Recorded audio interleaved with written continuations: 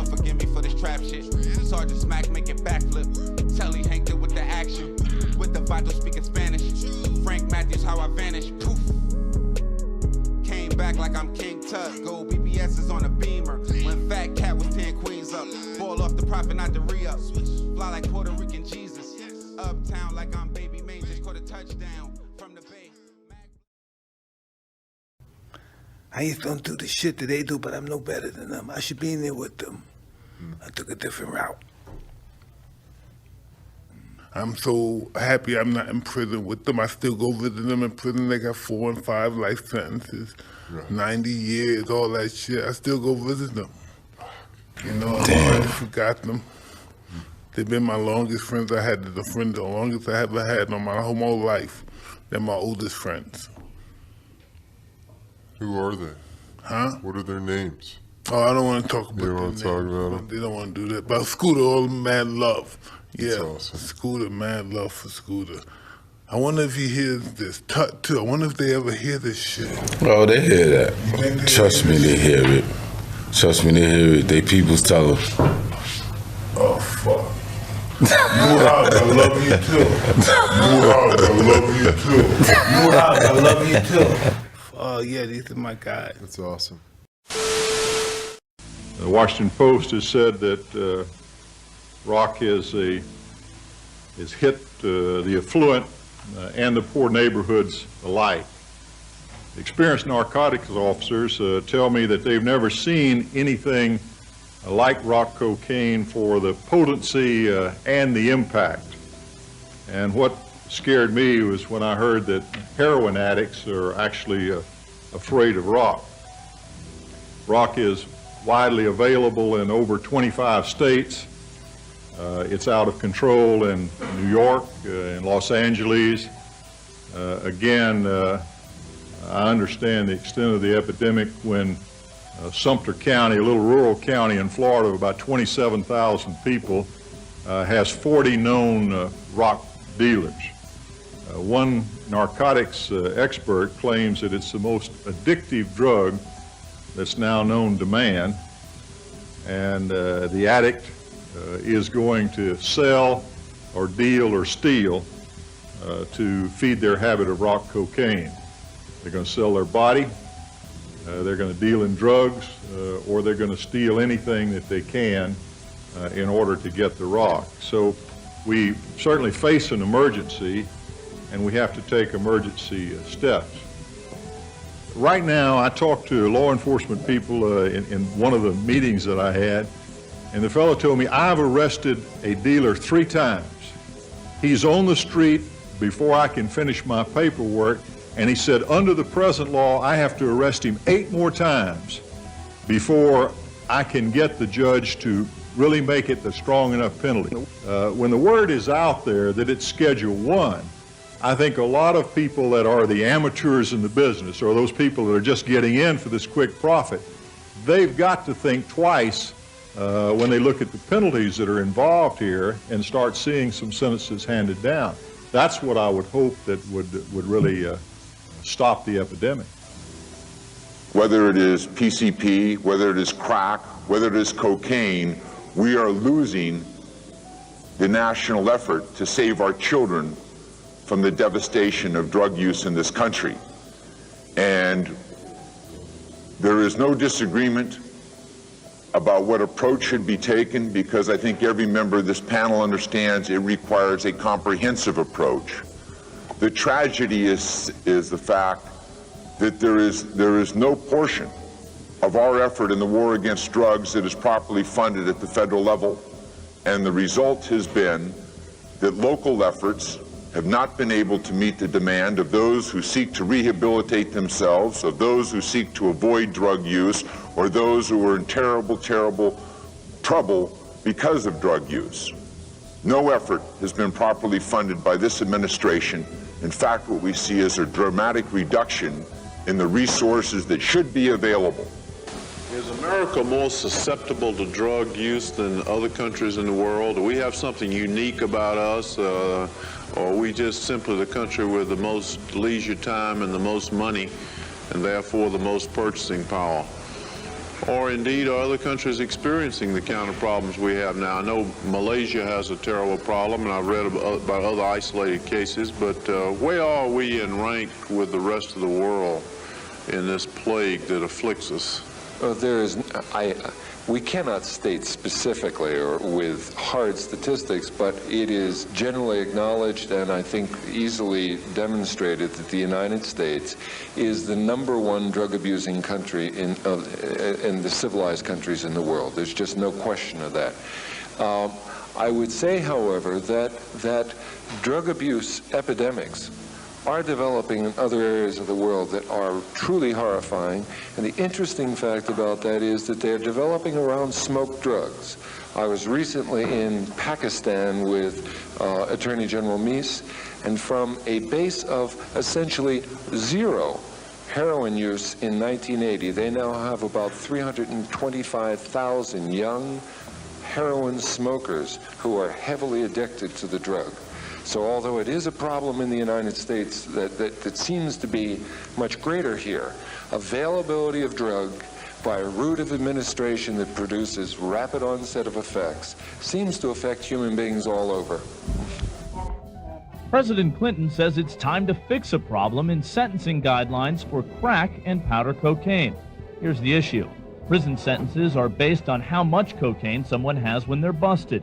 People caught with crack cocaine face minimum prison sentences 100 times harsher than those caught with powdered cocaine. Attorney General Reno and General McCaffrey have sent me their recommendations. I have accepted it, and I have urged them now to go to work immediately with the Congress. The president's drug czar, Barry McCaffrey, says reducing sentences for some crack cocaine offenders would free up resources so law enforcement could go after bigger dealers, and so more people could enter drug treatment programs. We can't do that if we're going to continue spending these awesome amounts of resources on what, in many cases, were rather low-level crack dealers. McCaffrey wants to reduce the ratio from a 100-to-1 disparity to a 10-to-1 disparity, but that idea might not fly on Capitol Hill. Make it a little tougher on both.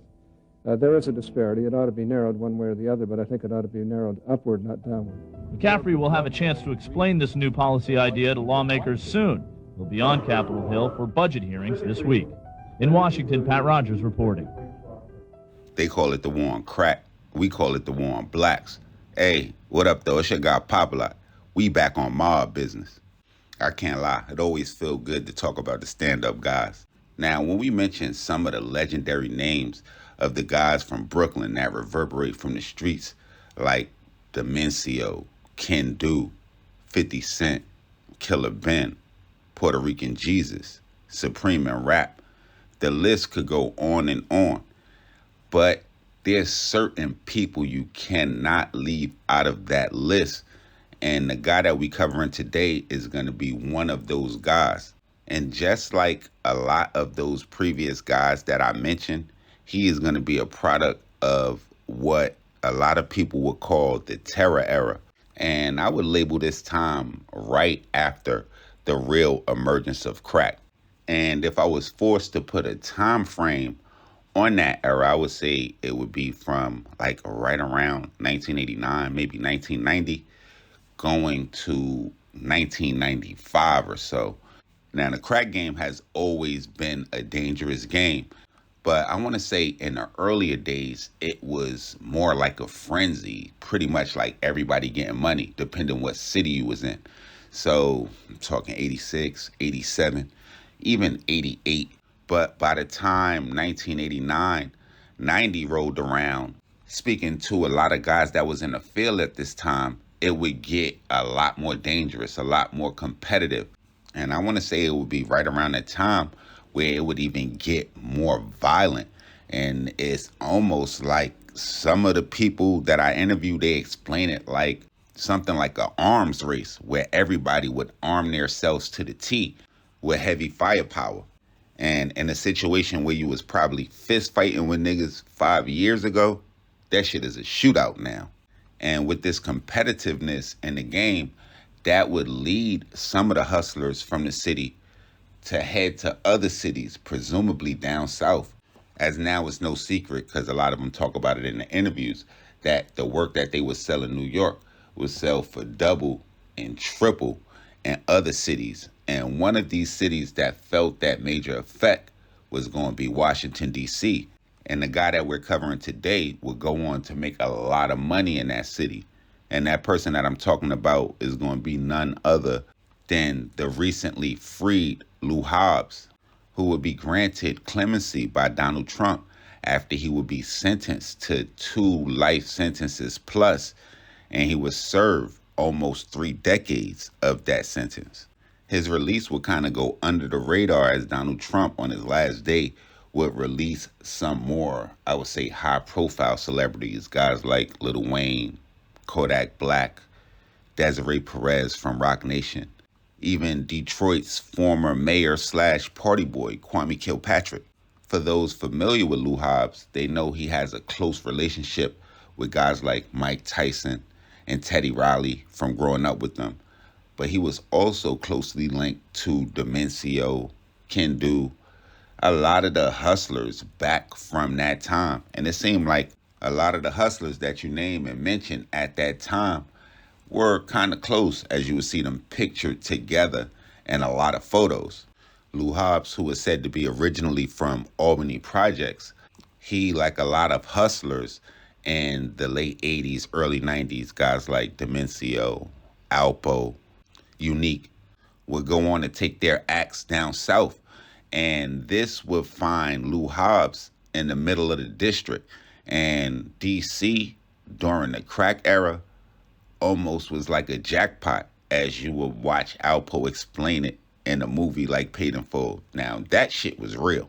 And according to the government, for a span of about 7 years, Lou Hobbs would be one of the main niggas out there getting that cheese.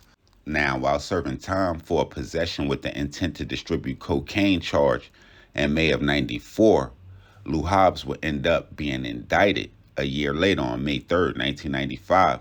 The government would charge him with conspiracy to distribute cocaine and to possess with the intent to distribute cocaine and cocaine-based. The indictment would detail that the conspiracy would run from the fall of 1987 through May 16th of 1995. In his indictment that was signed by Eric Holder, who would go on to be the United States Attorney General from 2009 to 2015, it would allege that Lou Hobbs' arrest in May of 1994 was only the conclusion of a lengthy drug trafficking period by Lou Hobbs. Now, in an effort to group both of his indictments, the government would suggest that his trial should include testimony concerning the defendant's prior history of drug trafficking in order to show his knowledge and his intent. And in the efforts to try to put Lou Hobbs away for life, the government would introduce his dealings with a cooperating witness who would be involved with his arrest on May 16th of 1994, essentially saying that since the trial of his 2 pending indictments would necessarily include evidence concerning the crimes charged in the other indictments, it was under the government's best interest that they join the 2 indictments together. Taking the case to trial is essentially how Lou Hobbs would end up with those 2 life sentences. While locked up, he would remain close with his friends from the outside, as you see him pictured with Mike Tyson, with Scooter, with Teddy Riley, and he would end up fighting cancer and essentially beating it while serving those 27 years. So we definitely want to say salute from the mob and welcome home to Lou Hobbs. And with it being 2023, it makes me think how many other people are in jail from 1995 to 1990 and all of that kind of shit. But with the laws changing, we seeing a lot of guys that I would consider sentenced unjustly coming home. So we love to see that. Now, y'all make sure y'all hit the red subscribe and the red bell right under this video so y'all know when this real trill spill shit is dropping. Y'all get in the comment box, y'all flood it up. Y'all let me know what cities we need to go to, what stories we need to cover, what we missed, what gangsters we haven't talked about. All of that shit, y'all get at me directly on Instagram, Twitter, POP_A_LOT. And y'all already know the rundown with me. I'm going to be back before you know it. Sugar Pop, Mob, Gang.